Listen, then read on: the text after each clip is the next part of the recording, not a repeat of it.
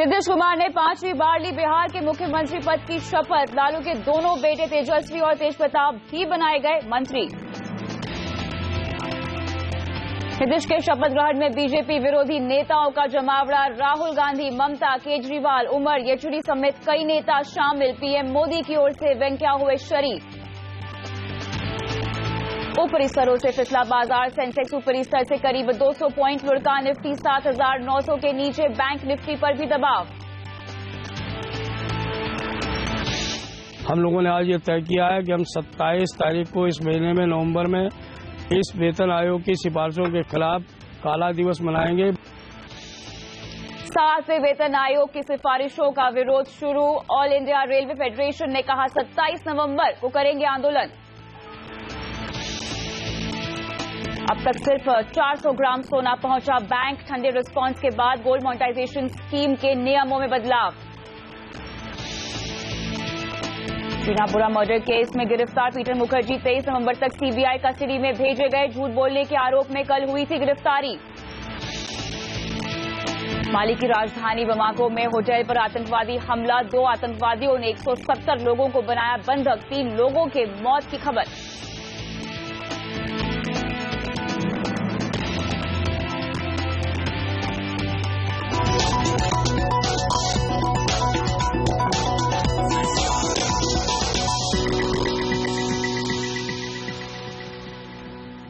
क्या आपके साथ ऐसा कभी हुआ है कि दिवाली के बाद आपको दिवाली का बम्पर गिफ्ट मिला हो? इस बार ये हुआ है वेतन आयोग की मेहरबानी से। वेतन आयोग की नई सिफारिशों से एक साथ 1 करोड़ परिवारों को दोबारा दिवाली मनाने का मौका मिल गया है। लेकिन जरा रुकिए, हाथ में आए पैसों को खर्च करने से 100 बार सोचिए। क्या आप अपने एक्स्ट्रा कमाई को सही जगह खर्च कर रहे हैं? क्या बची रकम को बेहतर भविष्य के लिए लगाना जरूरी है, और अगर है तो कहां और कैसे? ये तमाम सवालों का जवाब हम आपको देंगे हमारे खास शो सैलरी बढ़ोतरी तैयार है आपका प्लान में। तो चलिए देखते हैं क्या है खास आज शो में। सैलरी में बढ़ोतरी का मिला तोहफा, लेकिन बढ़ी रकम का कैसे हो सही इस्तेमाल, हम बताएंगे आपको। पेंशन में भी इजाफा, क्या रिटायरमेंट के बाद जिंदगी की राह होगी आसान? अपना घर, नई कार खरीदने का आ गया क्या सही समय? तो चलिए शुरुआत करते हैं हमारी आज की इस खास पेशकश की, और हमारे साथ आज जुड़ रहे हैं एटिका वेल्थ मैनेजमेंट के गजेंद्र कोठारी। गजेंद्र जी, आपका स्वागत है। तो साफ तौर से 7वें वेतन आयोग ने गजेंद्र जिस तरह की सिफारिशें की हैं, क्या लगता है आपको वाकई मौका आ गया है केंद्रीय कर्मचारियों को खुश होने का? आपका पहला टेक लेना चाहूंगी मैं तमाम सिफारिशों पर। जी हाँ कविता जी, ये बिल्कुल दिवाली बम्पर बोनस है सेंट्रल गवर्नमेंट के एम्प्लॉयज़ के लिए। 1 करोड़ फैमिलीज को फायदा हो रहा है इससे, और ये बहुत ही अच्छी न्यूज़ है उनके लिए, क्योंकि ये जो इंक्रीमेंट आया है ये बहुत हद तक उनके फाइनेंसेस के लिए काफ़ी पॉजिटिव है। तो इससे उनकी सैलरी भी बढ़ रही है, उनकी पेंशन अमाउंट भी बढ़ रही है, और उनके अलाउंसेस भी बढ़ रहे हैं। तो हर तरफ से उनके लिए फ़ायदा है। तो अगर वो सही से प्लान करें तो उनकी फाइनेंशियल लाइफ काफ़ी सुधर सकती है, और काफ़ी अच्छे दिन की हम उम्मीद कर सकते हैं उनके लिए। बिल्कुल, और यही काम आते हैं हम। हमारी ये खास पेशकश इसीलिए है ताकि हम बताएं कि जो एक्स्ट्रा पैसे आपको अब मिलने वाले हैं उसको आप कहां लगाएं। तो इफेक्टिवली गजेंद्र जी 1 जनवरी से ये इफेक्टिव हो जाएगा, फिर धीरे धीरे पैसे मिलना शुरू होंगे। तो साफ तौर से लोगों ने खरीदारी की प्लानिंग तो कर ही रखी होगी, लेकिन लोग ये भी साथ में समझ रहे थे कि इससे इफेक्टिव बहुत पहले से हो जाना चाहिए था। तो इस बात को ध्यान में रखते हुए क्या उनकी प्लानिंग को अब रीविजिट करने का समय आ गया है? क्या उन्हें अपनी प्लानिंग को रीप्लानिंग अब करनी पड़ेगी उसके साथ? जी हाँ बिल्कुल Kavita ji, as a financial planner हम हमेशा इन्वेस्टर्स को ये कहते हैं कि जब आपकी फाइनेंशियल लाइफ में सर्कमस्टेंसेस चेंज होते हैं, चाहे पॉजिटिव चाहे नेगेटिव, तो आपको अपने फाइनेंशियल प्लानर के साथ बैठ के एक वापस नज़रिया देखना चाहिए कि अब इसमें आप क्या चेंजेस कर सकते हैं। तो यहाँ तो गुड न्यूज़ है, ऑफ कोर्स सैलरी बढ़ रही है, और बहुत अरियर्स जो है वो भी उनको लमसम मिलने वाला है, तो ये एक टाइप का विंडफॉल है उनके लिए। और आपने जैसे कहा कि उनके दिमाग में बहुत सारी ऑलरेडी प्लानिंग है कि मुझे ये खर्च करना है, गाड़ी लेनी लेनी है या घर लेना है, तो उस वक्त एक फाइनेंशियल एडवाइजर उनको सही राह दिखा सकता है, एक ऑब्जेक्टिव प्लान बना सकता है ताकि वो डिसिप्लिन रहें।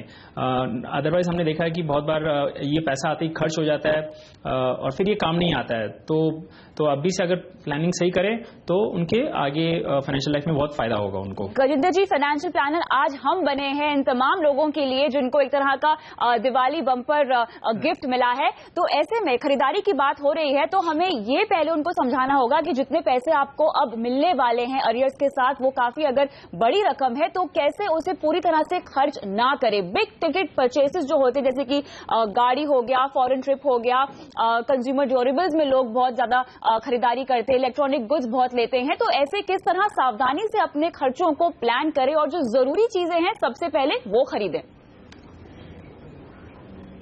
बिल्कुल कविता जी, जैसे एक ह्यूमन नेचर है, जब ऐसा कुछ गुड न्यूज़ आने वाली होती है तो हमारी जो वांट्स होती है वो भी नेसेसिटीज बन जाती है, फिर अपना खर्चे अपना बन जाते हैं अगर पैसा दिख रहा हो तो फिर तो हमेशा हम यही रेकमेंड करते हैं कि अगर आपका जो ये लमसम पैसा आ रहा है या अरियर्स में आ रहा है, आप जल्दीबाजी ना करें। सबसे पहले आप क्या करें कि उसको पैसे को एक लिक्विड फंड में डाल दें जब तक आप ठोस प्लान नहीं बना लेते हैं। लिक्विड फंड में डालने से आपका फायदा ये है कि आपका बैंक अकाउंट में पैसा सिर्फ 4% अर्न करता है, यहाँ पे आपको करीबन 7 to 8% आपको उसमें आपका पैसा काम कर रहा होगा। तो उससे आपका जो अमाउंट है वो आइडल नहीं है, वो आपके लिए काम कर रहा है जब तक आप पूरी प्लानिंग नहीं करते हैं। तो ये सबसे पहली बात है। ऑफ कोर्स जब आपको अरियर्स मिल रहे हैं तो आपके कुछ जो सपने थे, आपको गाड़ी लेनी थी, आप जरूर लीजिए, बट आप ये इसमें डिसाइड जरूर कीजिए कि अगर ये जो आप डिसीजन ले रहे हैं इससे आपके बाकी गोल्स पे असर पड़ रहे हैं कि नहीं। अगर क्योंकि गाड़ी तो एक कंजम्पशन आइटम हो गया, अगर आप इससे जो प्रायोरिटी वाले गोल है जैसे बच्चों की एजुकेशन है या रिटायरमेंट है, अगर वहां पे आपकी डिस्टर्बेंसेस आ रही है तब आप सोच समझ कर ये डिसीजन लें, क्योंकि हो सकता है कि इस डिसीजन से आपको बाकी डिसीजन में दिक्कत आ सकती है। तो ये है। और जो मंथली जो इंक्रीमेंटल आपको स्टार्ट होगा जनवरी 1 से, तो ऑफ कोर्स वो जो अमाउंट है उससे आप दो चीजें कर सकते हैं। या तो आपके जो पुराने गोल्स बनाए हुए हैं जैसे कि सेम रिटायरमेंट या हाउस परचेज या कार परचेज, और उसमें जो अमाउंट में जो शॉर्टफॉल आ रही थी आप उसमें वो SIP अमाउंट बढ़ा सकते हैं। और अगर वो गोल्स पर्याप्त थे तो आप नए गोल्स भी बना सकते हैं, जैसे फॉरेन वेकेशन जाना हो या कुछ और भी। तो इससे आपको बहुत फ्लेक्सिबिलिटी मिल जाती है। बिल्कुल। तो यहाँ पर आपने कहा है कि गोल्स को ध्यान में रख के आप अपनी स्पेंडिंग को, अपने खर्च को डिसाइड करें, लेकिन कई बार ऐसा भी होता है कि लोग अपनी EMI में फंसे होते हैं, क्रेडिट कार्ड पे बहुत ज्यादा पैसे होते हैं। तो क्या जो अब उनको अरियर से पैसे मिलेंगे, जो रकम उनके हाथ में आएगी, क्या इन सब चीजों से पहले छुटकारा पा लेना चाहिए, उसके बाद ही अपनी स्पेंडिंग या अपने खर्चों को प्लान करें? बिल्कुल, आपने बहुत अहम बात की है। अगर लोगों के क्रेडिट कार्ड पे वो चल रहा है EMI या फिर पर्सनल लोन पे चल रहा है, ये बहुत हाई कॉस्ट लोन है, तो इनको सबसे पहले आप इनसे छुटकारा पाइए। जितना हो सकता है आप ये पेमेंट उनको मतलब रिटर्न कर दीजिए। अगर आपका होम लोन चल रहा है तो उसको चाहे आप कंटिन्यू कर सकते हैं, उसमें कोई दिक्कत नहीं, बिकॉज उसमें आपको टैक्स बेनिफिट भी मिलता है और उसकी जो रेट है वो काफ़ी कम है। तो वो शायद आप प्रीपे करना चाहें तो आप कर सकते हैं, आपके ऊपर है, बट अगर नहीं भी करते तो इतनी इफेक्ट नहीं होती है। बट खासकर पर्सनल लोन और क्रेडिट कार्ड लोन को आप ये जो लमसम राशि आती है इससे आप इसको आप खत्म कर सकते हैं। तो ये बहुत जरूरी रहेगा। बिल्कुल। तो सबसे पहले आपको अपने ऊपर जो लाइबिलिटीज हैं उनको उनसे मुक्ति पानी होगी। अपने जितने भी कर्ज आपने लिए हुए छुटकारा पाइए उनसे। लेकिन उसी के साथ साथ अगर आपको किसी तरह का खर्च भी करना है, जो आपको खरीदारी करनी है, जो अहम खरीदारी है, उस पर आपको ध्यान देना चाहिए। लेकिन इसके बाद आपकी इंश्योरेंस कवर को लेकर क्या रणनीति होनी चाहिए और साथ ही निवेश को लेकर आपकी क्या रणनीति होनी चाहिए? क्या वक्त आ गया है अपने गोल्स को रिवैम्प करने का, अपने आर्थिक लक्ष्यों को एक बार फिर से आंकने का? इस सब पर बात करेंगे इस ब्रेक के बाद।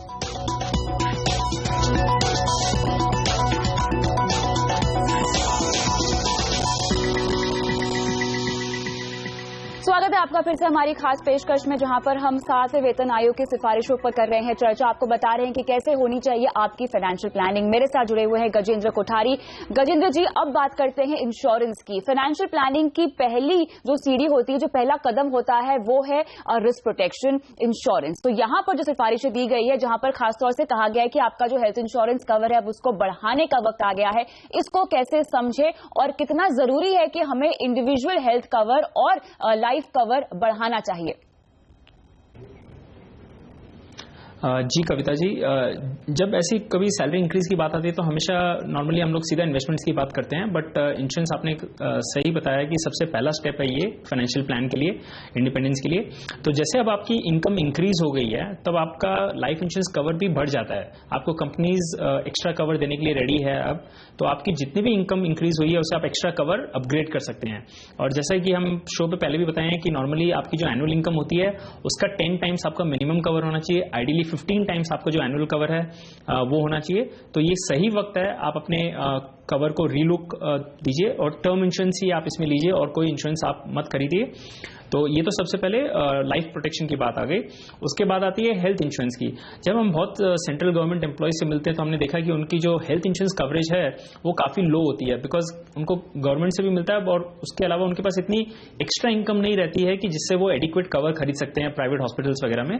तो अब ये जो इंक्रीमेंट आई है उसके थ्रू आप अपना हेल्थ इंश्योरेंस कवर आपका और आपकी पूरी फैमिली का आप एक रीलुक कर सकते हैं और आप उसको बढ़ा सकते हैं। इससे अच्छी बात यह भी है कि आपको सेक्शन 80D के अंदर इस साल बजट में 25,000 तक आपको बेनिफिट है, छूट है, तो आप उसमें टैक्स भी बचा सकते हैं। तो ये बहुत जरूरी है। इसके अलावा इंश्योरेंस आप अगर यंग कोई है तो वो क्रिटिकल इलनेस कवर भी ले सकते हैं या पर्सनल एक्सीडेंटल कवर भी ले सकते हैं। जो एम्प्लॉयज का बहुत ट्रैवल रहता है, जिनको बहुत बस या ट्रेन वगैरह से ट्रैवल करना पड़ता है, रिस्क रहता है एक पर्सनल एक्सीडेंट, तो अब आपके पास गुंजाइश है कि आप वो एक्स्ट्रा कवर्स या एड ऑन्स भी ले सकते हैं आप उसमें।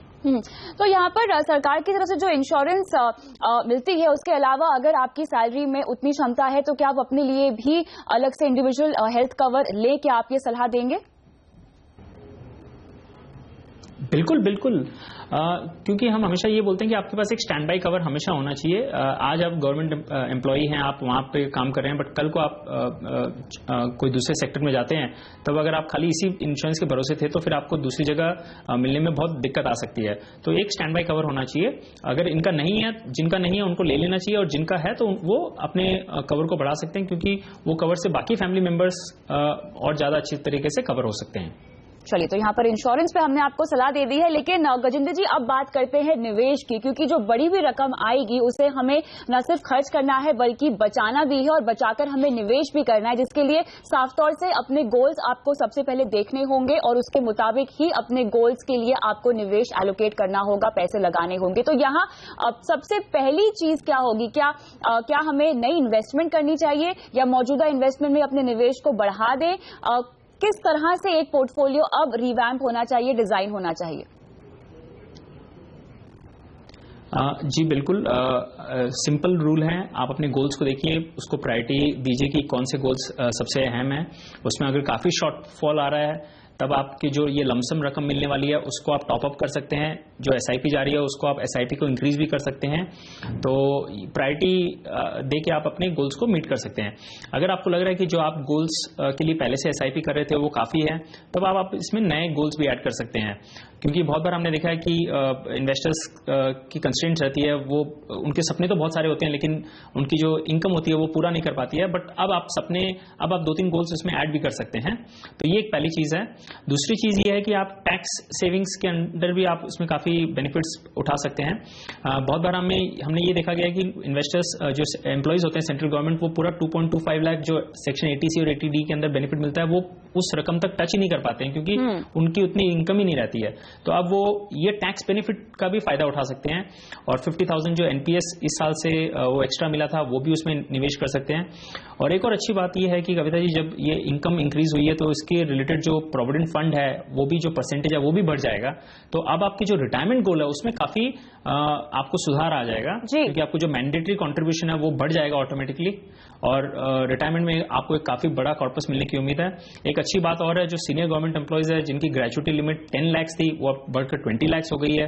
तो जब वो रिटायर होते हैं तब उनको ये ग्रेचुटी अमाउंट भी लमसम हाथ में आएगी। तो ये बहुत सारी अच्छी गुड न्यूज़ है। तो इनके लिए फायदा है, और ये पेंशनर्स लोग के लिए भी गवर्नमेंट ने ये जो अमाउंट में इंक्रीज किया है, तो अब उनके हाथ में ज्यादा पेंशन आएगी। बिल्कुल, तो पेंशन पर हम आगे बात करेंगे, लेकिन फिलहाल जैसे कि आपने कहा है कि तमाम इन्वेस्टमेंट इंस्ट्रूमेंट्स इनके लिए मौजूद है। अब चूंकि उनकी क्षमता और बढ़ेगी तो उन्हें निवेश की रणनीति एक बार फिर से समझनी होगी। ब्रेक के बाद हम आपको न सिर्फ पेंशन पर सलाह देंगे, लेकिन आपकी बढ़ी हुई इनकम को आपको कहां सही जगह अपने आर्थिक लक्ष्य को ध्यान में रखकर एलोकेट करना चाहिए, इस पर भी सलाह देंगे। बने रहें।